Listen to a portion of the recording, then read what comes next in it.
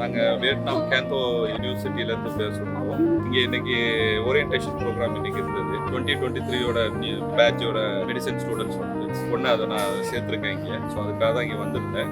Orientation program எல்லாம் இப்போ நல்லபடியாக முடிஞ்சது. ஓரளவுக்கு எல்லா இன்ஃபர்மேஷனும் அவங்க ஷேர் பண்ணாங்க. இனி ஃபியூச்சரில் வரப்போகிற நிறைய ப்ரோக்ராம்ஸையும் அதையும் அவங்க ஷேர் பண்ணியிருக்காங்க. அதுவும் ரொம்ப இன்ஃபர்மேட்டிவாக இருந்துச்சு.